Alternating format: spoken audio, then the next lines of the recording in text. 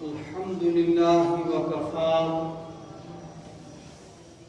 وسلام على عباده الذين اصطفى أما بعد فأعوذ بالله من الشيطان الرجيم بسم الله الرحمن الرحيم فصل لربك وانحر صدق الله العلي العظيم اللهم صل على محمد وعلى آل محمد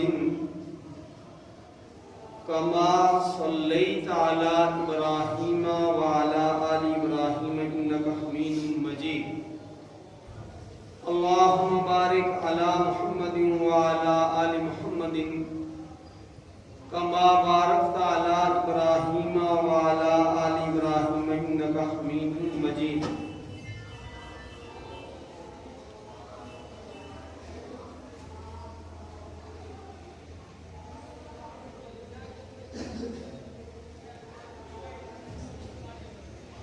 اللهم صل على سيدنا محمد وعلى آل سيدنا محمد وأصحاب سيدنا محمد وبارك وسلم يا رب صل وسلم دائما أبدا على حبيبك خير الخلق كلهم. گزشتہ جمعہ کے اجتماع کے موقع پر سیدنا حضرت ابراہیم علیہ السلام کی حیات طیبہ سے متعلق کچھ باتیں آپ کے سامنے عرض کی تھی. جب حضرت ابراہیم علیہ السلام کو آگ میں ڈالا گیا اور اس نازک اور مشکل ترین مرحلہ سے بھی کامیاب و کامران ہو کر حضرت ابراہیم علیہ السلام باہر آگئے تو اللہ رب العالمین کے حکم سے ابراہیم علیہ السلام اپنے بھتیجے اور اپنی بیوی سارہ کے ساتھ عراق سے ہجرت فرما کر براستہ مصر شام پہنچے. اس وقت حضرت ابراہیم علیہ السلام زندگی کی 86 بہاریں دیکھ چکے تھے.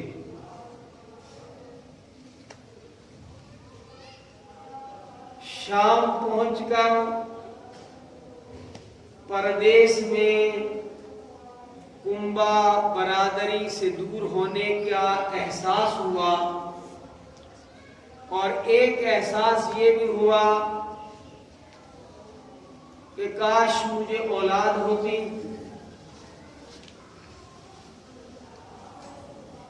اس کا بچپنا میری خوشیوں کا ذریعہ بنتا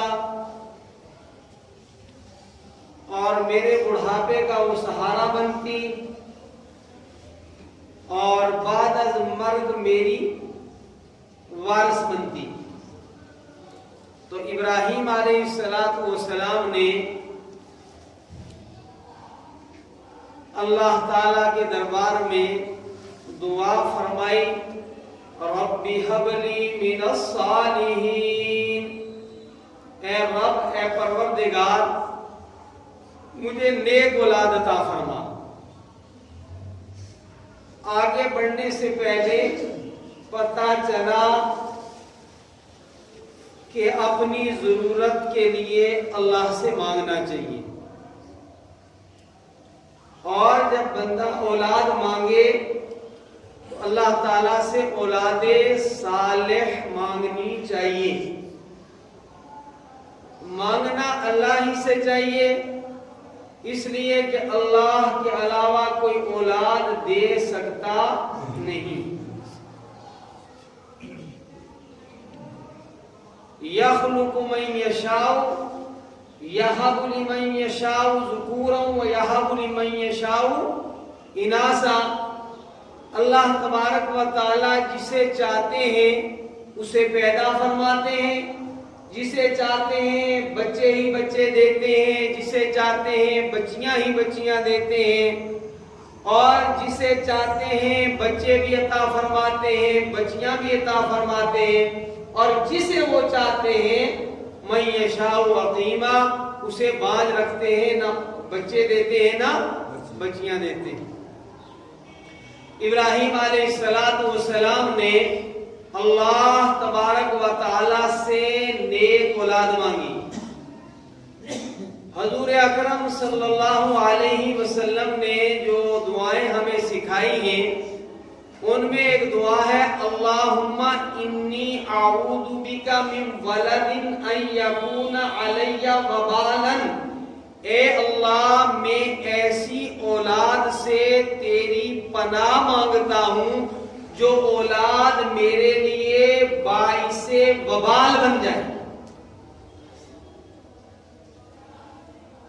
اللہ کے رسول صلی اللہ علیہ وسلم نے بری اور تنگ کرنے والی، پریشان کرنے والی، عزت و ناموس کو برباد کر دینے والی، وبال بن جانے والی اولاد سے اللہ تعالیٰ کی حفاظت مانگی۔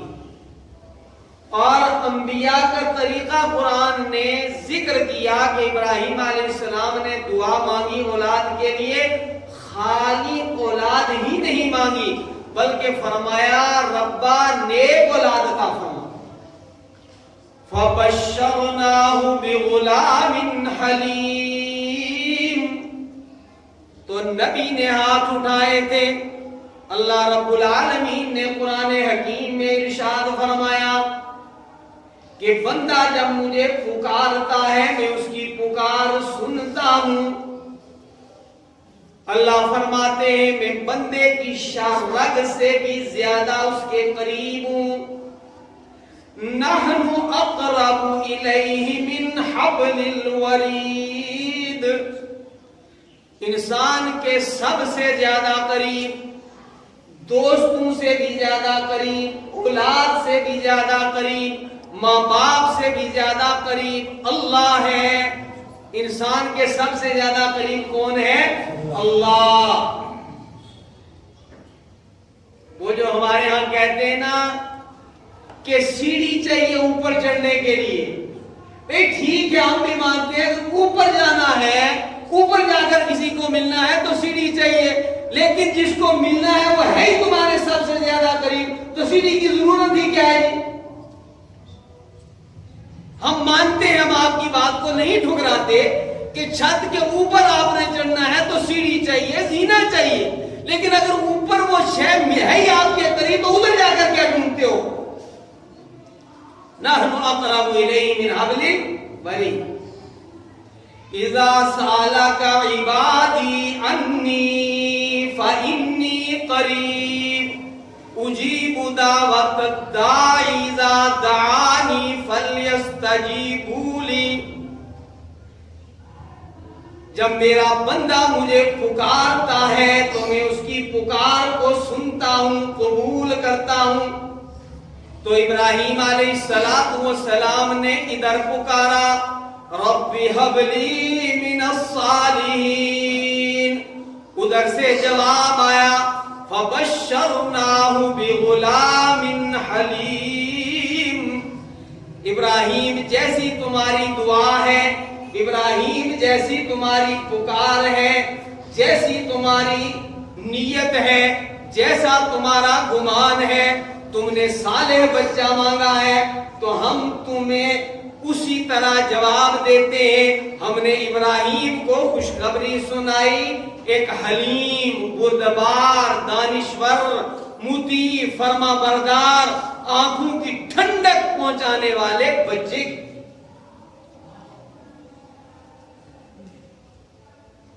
چنانچہ اللہ رب العالمین نے ابراہیم علیہ السلام کو ایک حلیم، بردبار، سمجھدار، فرما بردار بچہ عطا فرمایا۔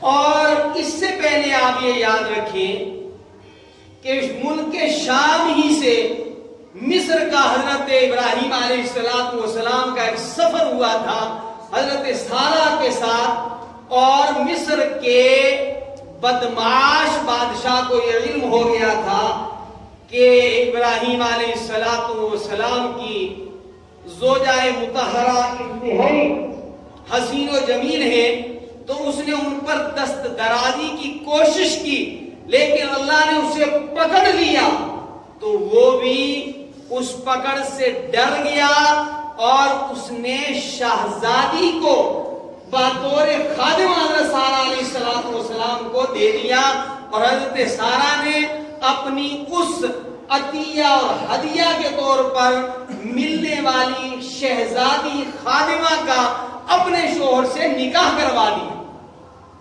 اور اس حضرت حاجرہ علیہ السلام سے حضرت اسماعیل علیہ السلام کی پیدائش ہوئی۔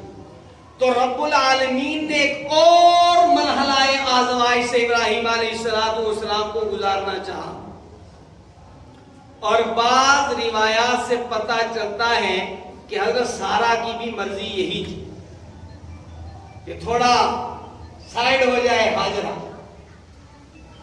اللہ تبارک و تعالیٰ کے حکم سے حضرت ابراہیم علیہ السلام اپنی زوجہ کو حضرت حاجرہ کو اور ننھے منھے شیرخوار اسماعیل کو لے کر مکہ کے بیابان میں پہنچے۔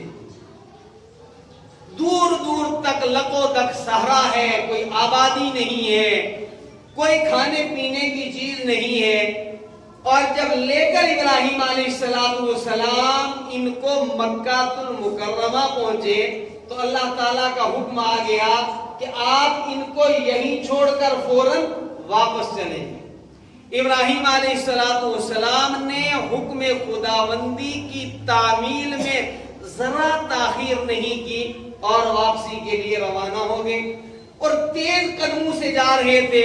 حضرت حاجرہ علیہ السلام نے دیکھا، آواز دی، آپ کہاں جا رہے ہو؟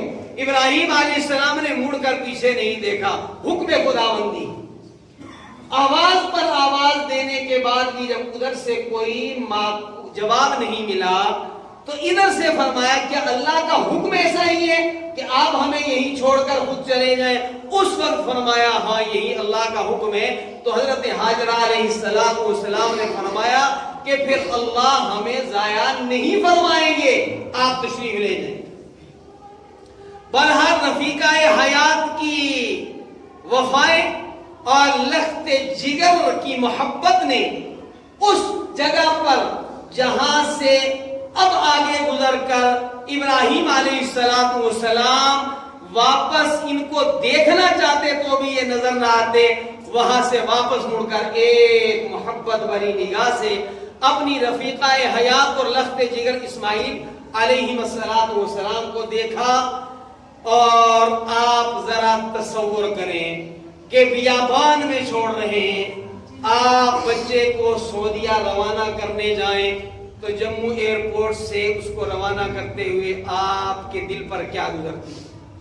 آپ بچے کو یونیورسٹی کالج میں جموں چھوڑیں، سری نگر، دہلی چھوڑیں، کیا گزرتا؟ حالانکہ وہاں آبادی ہوتی ہے، نظم ہوتا ہے، اور ابراہیم علیہ السلام بیوی اور بچے، اور وہ بھی شیرخوار بچے کو، اور لقوں تک صحرا کے اندر چھوڑ رہے ہیں۔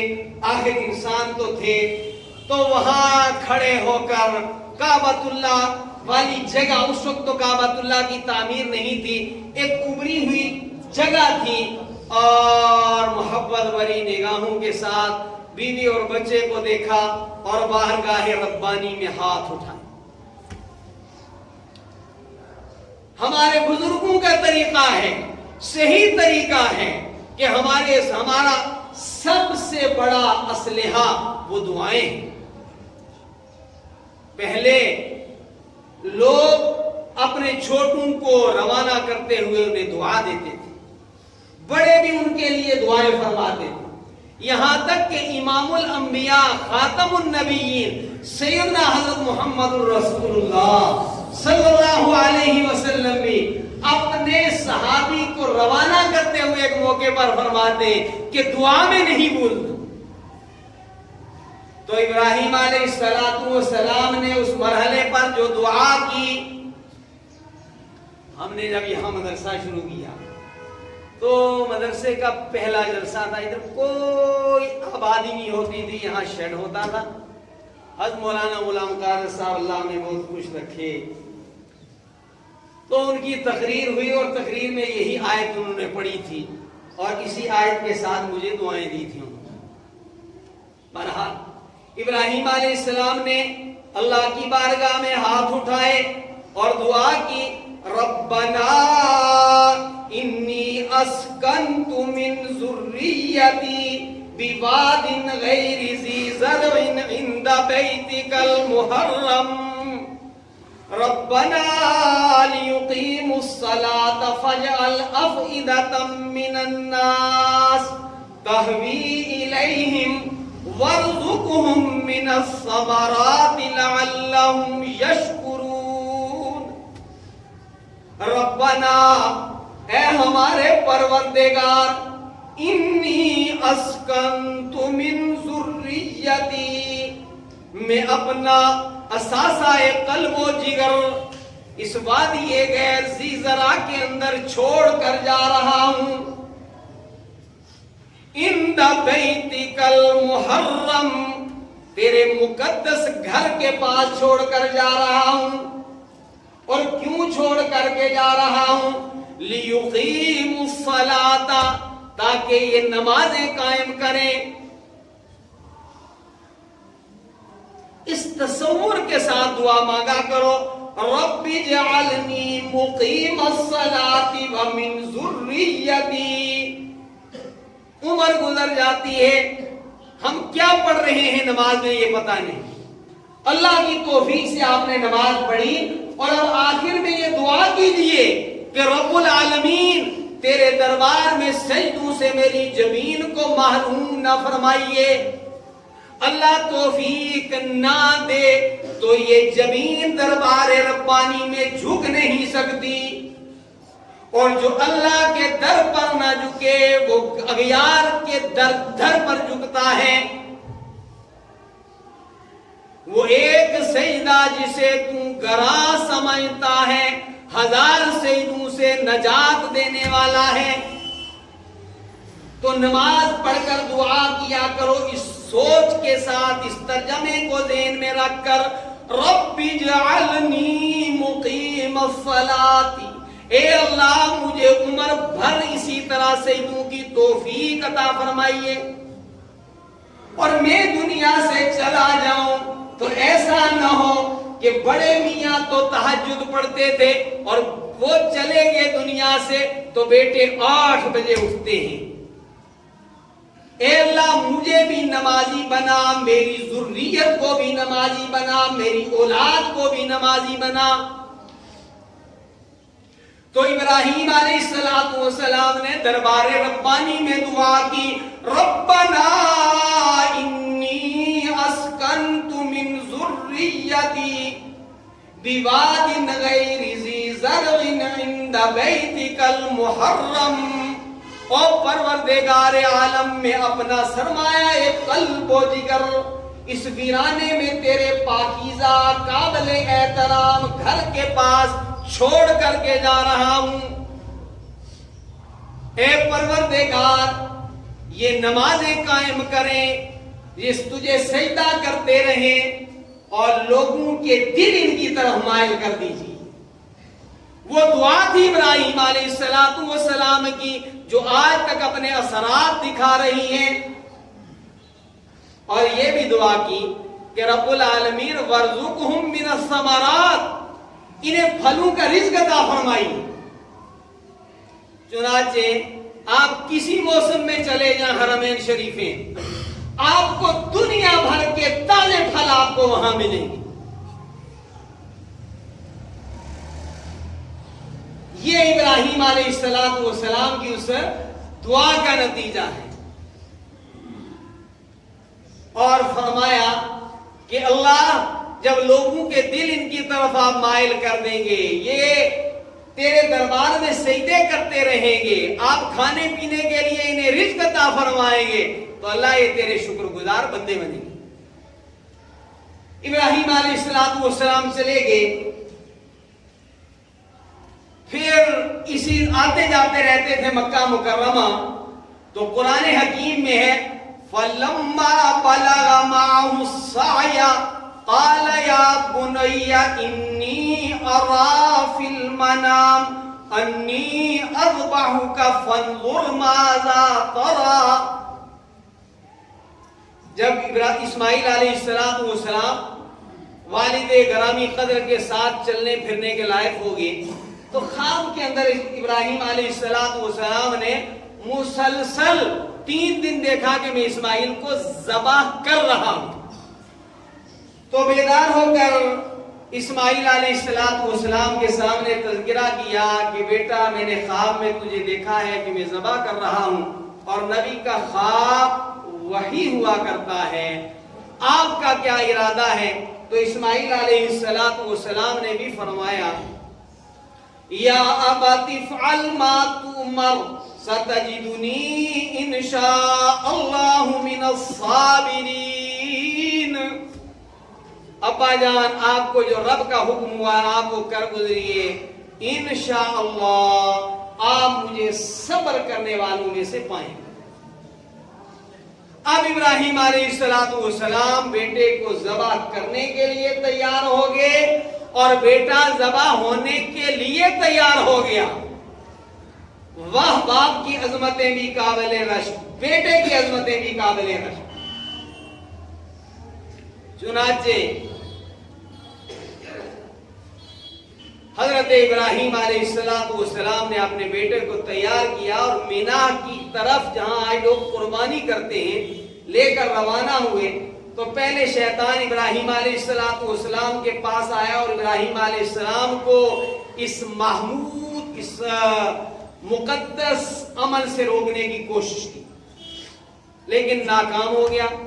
پھر حضرت حاجرہ علیہ السلام کے پاس گیا، وہاں بھی ناکام ہو گیا۔ اسماعیل علیہ السلام کے پاس بھی ناکام ہو گیا۔ جو حضرات حج پر جاتے ہیں انہوں نے دیکھا ہے اللہ سب کو وہاں لے جائے۔ آمین بھی کہی ہے، لا حول اتنی کنجوسی۔ اللہ تعالی ہم سب کو حج مقبول و مبرور نصیب فرمائے، جلدی اللہ تعالی عطا فرمائے، اللہ بار بار وہاں کی حاضری نصیب فرمائے۔ بہرحال حضرت ابراہیم علیہ السلام نے وہ جو کنکریاں مارتے ہیں نا جمرات پر، یہ وہی یادگار ہے۔ ابراہیم علیہ السلام نے شیطان کو کنکریاں ماری، دبا ہو جا، وہ ناکام ہو گیا، اور اب وہ مرحلہ آ گیا، اور چشم فلک نے یہ نظارہ صرف ایک مرتبہ دیکھا کہ خوشی خوشی ایک باپ بڑھاپے کے سہارے کے گلے پر چھری چلانے جا رہا ہے، اور بیٹا مکمل اطاعت کے سامنے سر خم تسلیم کر۔ یہ نظارہ نہ اس سے پہلے چشم فلک نے دیکھا نہ اس کے بعد دیکھا۔ چنانچہ اسماعیل علیہ السلام نے فرمایا کہ ابا جان کیا آپ نے میری والدہ کو بتایا؟ فرمایا ہاں۔ اس کے بعد فرمایا کہ آپ میری اپنی آنکھوں پر پٹی باندھ لیں، ایسا نہ ہو کہ آپ میرے چہرے کو دیکھ کر کے اور کہیں خدا نہ کرے جھجک جائے۔ ابراہیم علیہ السلام نے اسماعیل علیہ السلام کو لٹایا، فَلَمَّا أَسْلَمَا وَتَلَّهُ لِلْجَبِينِ، دونوں باپ بیٹا تیار ہو گئے حکم کی تعمیل کے اندر، اور باپ نے بیٹے کو جبین کے بل لٹا دیا، اور بیٹا جو ہے وہ لیٹ گیا اور چھری چلانا شروع کر دی۔ بڑی زور سے چھری چلائی، چھری چلی نہیں، پھر پتھر پر اس کو تیز کیا، پھر چلائی پھر نہیں چلی، پھر چلائی پھر نہیں چلی۔ وَنَادَيْنَاهُ أَن يَا إِبْرَاهِيمُ، اب رب نے ندا دی، ہم نے پکارا او ابراہیم، قد صدقت الرؤیا، آپ نے خواب سچی کر دکھائی۔ چنانچہ اللہ رب العالمین نے اسماعیل علیہ السلام کو بچا لیا اور آپ کی جگہ پر وفدیناہ بذبح عظیم، جنت کا ایک میڈھا حاضر کر دیا۔ ایک روایت ہے کہ نبی صلی اللہ علیہ وسلم نے جبریل علیہ السلام سے پوچھا کہ آپ کا سب سے تیز ایکشن کس کس موقع پر ہوا؟ تو فرمایا کہ دو موقعوں پر میرا عمل انتہائی برق رفتاری کا تھا۔ ایک وہ جب حضرت ابراہیم حضرت اسماعیل کے حلق پر چھری جو ہے زور سے چلا رہے تھے اور رب نے مجھے حکم دیا کہ جنت سے میڈھا لے کر حاضر ہو، فرمایا بہت تیزی کے ساتھ میں نے یہ ایکشن کیا۔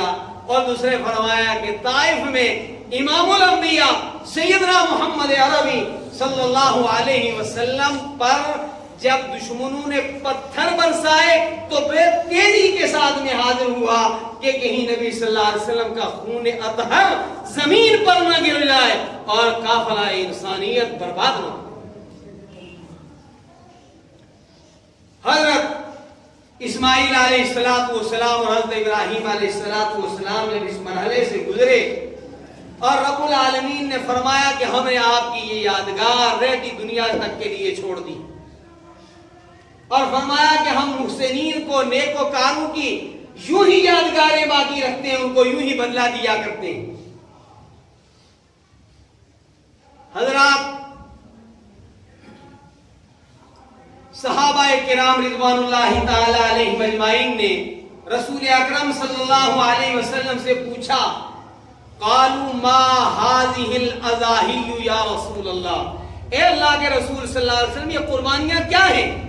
قالا، نبی صلی اللہ علیہ وسلم فرمایا، سنت ابیکم ابراہیم، یہ تمہارے باپ ابراہیم علیہ السلام کی سنت۔ حضور اکرم صلی اللہ علیہ وسلم مسلسل مدینہ منورہ میں 10 سال تک قربانی کا اہتمام فرماتے رہے، 10 سال تک قربانی کا اہتمام فرماتے۔ چنانچہ ہر صاحب استطاعت کے اوپر، ہر طاقت رکھنے والے کے اوپر، ہر مومن، ہر مرد جو صاحب نصاب ہے اس کے اوپر ہر سال جس سال وہ صاحب نصاب ہو قربانی کرنا واجب ہے۔ یاد رکھیں، ایسا نہیں ہے کہ ایک مرتبہ قربانی کر دی تو ختم، یا 3 کر دی یا 7 کر دی پھر ختم، ایسا کوئی مسئلہ نہیں ہے۔ ذرا اچھی طرح سمجھیں، جس طرح ہر سال اگر آپ صاحب نصاب ہیں تو ہر سال زکوٰۃ ادا کرنا کیا ہے؟ فرض۔ اگر آپ ایام قربانی میں صاحب نصاب ہیں تو آپ پر قربانی کرنا واجب ہے۔ 10 ذی الحجہ کو، 11 ذی الحجہ کو، 12 ذی الحجہ کو اگر آپ صاحب نصاب ہیں تو آپ پر قربانی کرنا واجب ہے۔ اور جب تک ہے، جس سال ہے، چاہے عمر بھر جو ہے بلوغت کے بعد اللہ تعالیٰ نے آپ کو صاحب نصاب رکھا تو ہر مرتبہ آپ کو قربانی دینی چاہیے۔ گھر کے اندر اگر کئی افراد صاحب نصاب ہیں، مثلا بیوی بھی صاحب نصاب ہے، نصاب اتنا اس کے پاس چاندی سونا ہے یا نقدی پیسہ ہے یا کوئی اور چیز ہے، شوہر بھی صاحب نصاب ہے الگ سے، عورت بھی صاحب نصاب ہے الگ سے، تو دونوں پر قربانی کرنا واجب ہے۔ بچے بالغ ہو گئے ہیں اور وہ صاحب نصاب ہے تو خود بچوں کے اوپر قربانی کرنا کیا ہے؟ واجب ہے۔ ہاں، اگر اولاد ابھی نابالغ ہے، صاحب نصاب نہیں ہے، تو بھی مستحب ہے کہ اگر والدین ان کی طرف سے قربانی دیں۔ یہ خاص طور پر یاد رکھیں۔ اپنے اسلاف اپنے بزرگوں کی طرف سے قربانی دینا یہ بھی مستحسن ہے، یہ اچھا عمل ہے۔ آپ پر یہ واجب تو نہیں کہ آپ کے والد صاحب دنیا سے تشریف لے گئے تو آپ پر اپنی قربانی واجب ہے، لیکن اگر آپ والد صاحب کی طرف سے قربانی کریں تو یہ اچھی بات ہے۔ افسوس یہ ہے جو نہیں ہے وہ کرتے ہیں، جو کرنا چاہیے وہ نہیں کرتے۔ مشکات شریف کے اندر حدیث ہے، درود شریف پڑھیں۔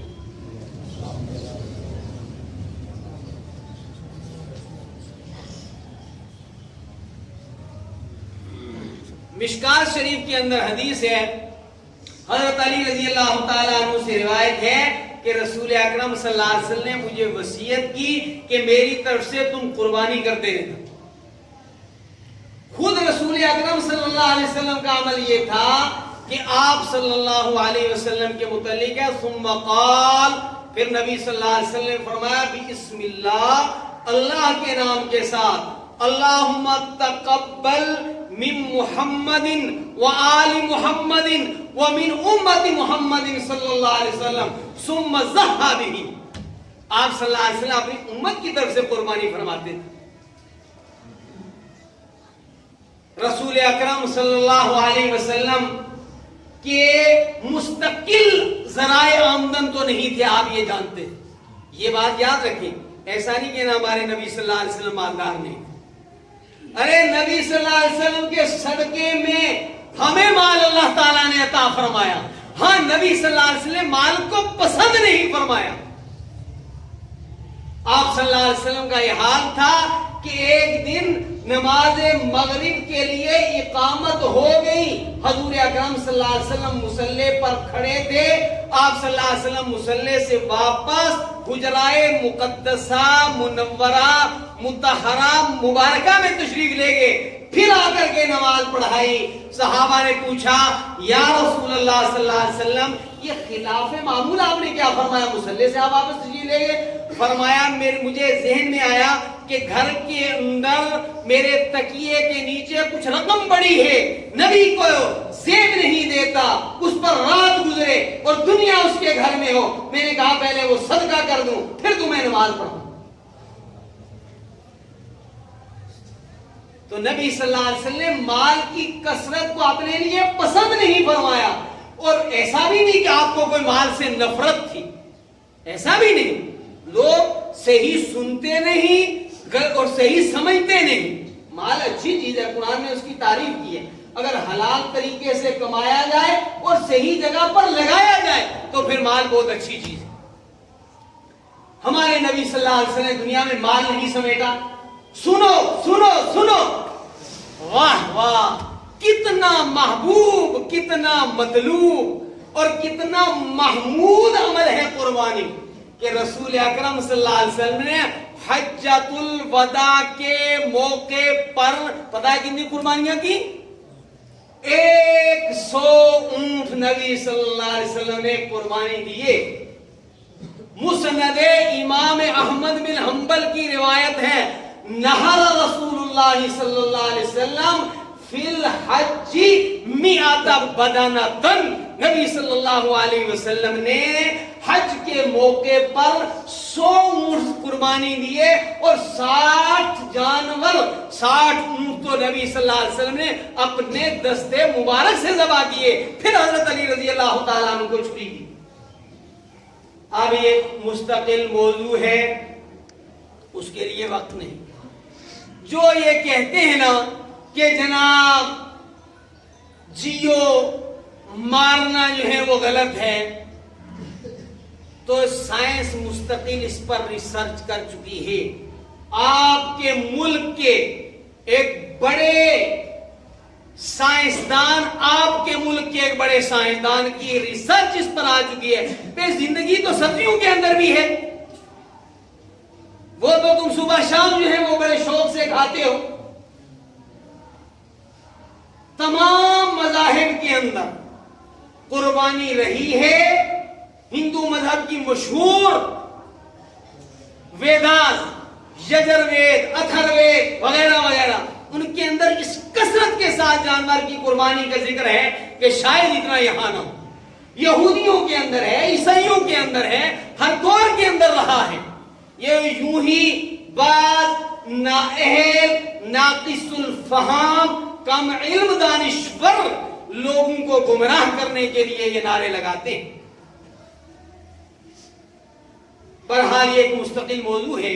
مجھے آپ سے یہ عرض کرنا ہے کہ قربانی کا اہتمام کیا کریں اور شوق سے کیا کریں. حضور اکرم صلی اللہ علیہ وسلم نے فرمایا احب الضحایا اغلاها واسمنها. نبی صلی اللہ علیہ وسلم قربانی فرماتے بھی تھے اور آپ نے فرمایا کہ اللہ کو جو پسندیدہ قربانی ہے وہ ہے جو انتہائی قیمتی ہو اور انتہائی موٹی تازی. فرمایا سمنوا ضحایاکم, فرمایا موٹی تازی قربانی کیا کرو. کیوں؟ فرمایا انہا متاعکم, قیامت کے دن تمہاری یہ قربانی تمہاری سواری ہوگی.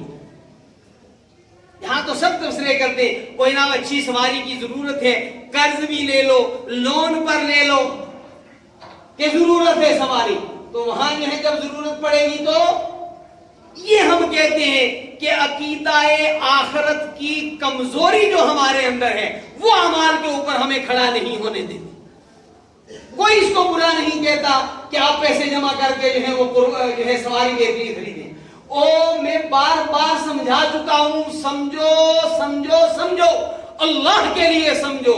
جس زندگی کے لیے شب و روز ہم جو ہے وہ دوڑ رہے ہیں, یہ تو بڑی تھوڑی سی زندگی ہے.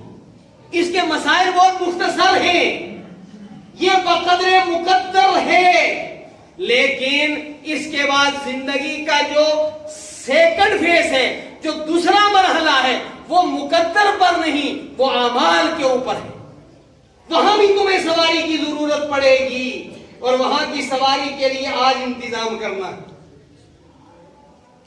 کوئی بندہ سعودیہ جائے نا 5 سال ویزے کے لیے, وہاں کماتا رہے, کھاتا رہے اور سارا وہیں ختم کر کے آئے تو مینڈر میں آ کر فارچون خرید رہے گا. وہ آپ کہیں گے عقل مند ہے, وہ سوچتا ہے یہاں بھئی 5 سال ہیں, کما لوں, گھر اچھا جا کر مکان بھی بناؤں گا, اچھی سواری بھی لوں گا, اچھا کھاؤں گا بھی. اس کو کوئی بیوقوف نہیں, اس کو عقل مند کہیں گے. اور جو سب کچھ وہیں لوٹا دے کما کر, اس کو کیا کہیں گے؟ اس کو کیا کہیں گے؟ تو اگلی بات یہ بھی بڑے ڈھیلے انداز سے آپ نے کہی, ارے جو سعودیہ 5 سال کے ویزے پر جائے اور وہیں کمائے, وہیں لوٹائے, کھا پی کر ختم کر لے, وہیں فنکشن کرتا رہے, وہ بیوقوف ہے کہ عقل مند؟ ڈھیلے کیوں بولے مجھے یہ سمجھ نہیں. وہ بیوقوف ہے کہ عقل مند؟ بیوقوف ہے. تو یہ جو سارے دنیا میں کما رہے ہو, لگا رہے ہو, بیوقوف ہو کہ عقل مند؟ مسلمانوں کی اگر مالداری, مال کو دیکھنا ہو کہ مسلمانوں کے پاس کتنا مال ہے, تو پھر ان کی شادیاں دیکھو, ماشاءاللہ ایک سے ایک ورائٹی ہے. اور اگر ان کی غربت کو دیکھنا ہو تو باہر کھڑے ہو جایا کرو کسی جمعے کے بعد, 10 روپے نکالتا ہے بیچارہ, بہت غریب ہے جیسے. اور شادی پر گوشت بھی برباد ہو رہا ہے, چاول بھی بچ رہے ہیں, ڈشز پر ڈشز جو ہے وہ برباد ہو رہی ہیں. یہ وہ بیوقوف ہے جو سعودیہ میں 5 سال میں کما کر وہیں ختم کر کے مینڈر میں پھر آ کر جو ہے وہ یوں ہی دن گزارتا ہے غربت کے پریشانی کی. لہذا یہ قربانیاں قیامت کے دن آپ کی سواریاں بنیں گی اور یہ اسلام کی یادگار ہے, شعار ہے, پہچان ہے. نبی اکرم صلی اللہ علیہ وسلم نے فرمایا کہ جس کو وسعت ہو اور پھر وہ قربانی نہ کرے, فرمایا وہ ہماری عیدگاہ میں نماز پڑھنے نہ, وہ سخت فرمایا.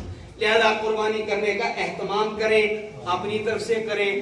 بہترین ایصال ثواب اپنے بزرگوں کے لیے یہ ہے کہ آپ اپنے بزرگوں کی طرف سے ہر سال قربانی کیا, رمضان المبارک میں ان کی طرف سے کچھ, اپنی طرف سے کچھ ان کے ایصال ثواب کے لیے جو ہے وہ صحیح مصارف میں خرچ کیا کریں. ہمارے علاقے میں رواج نہیں, اس علاقے سے جو لوگ باہر چندے کے لیے جاتے ہیں, وہاں جو رسیدیں بنواتے ہیں لوگ کہتے ہیں میری طرف سے 500, میرے دادا کی طرف سے 500, پردادا کی طرف سے 500, نانی کی طرف سے, نانا کی طرف سے. اس کی ہے صدقہ خیرات کا صحیح طریقہ. قربانی کریں، اللہ توفیق دے تو عمرہ کریں، حج کریں۔ نبی اکرم صلی اللہ علیہ وسلم حضرت خدیجہ الکبریٰ رضی اللہ تعالیٰ عنہا کی طرف سے بھی اپنی زندگی میں قربانی کا اہتمام فرماتے رہے ان کی زندگی کے بعد، اور ہو سکے تو محسن انسانیت جناب محمد الرسول اللہ صلی اللہ علیہ وسلم کی طرف سے بھی قربانی دینے کا اہتمام کیا کرو۔ یہ آپ کی سعادت ہوگی کہ آپ اپنے نبی کی طرف سے قربانی دے رہے ہیں، اپنے کسی استاد کی طرف سے جن کا آپ کی تعلیم و تربیت کے اندر بڑا حصہ ہے، اور کوئی توفیق دے دے اللہ تعالیٰ تو ہم سکھا رہے ہیں آپ کو، سمجھے؟ ان چیزوں کا اہتمام کریں تو اللہ رب العالمین جو ہے عمل کی توفیق عطا فرمائے۔ ایک بات یہ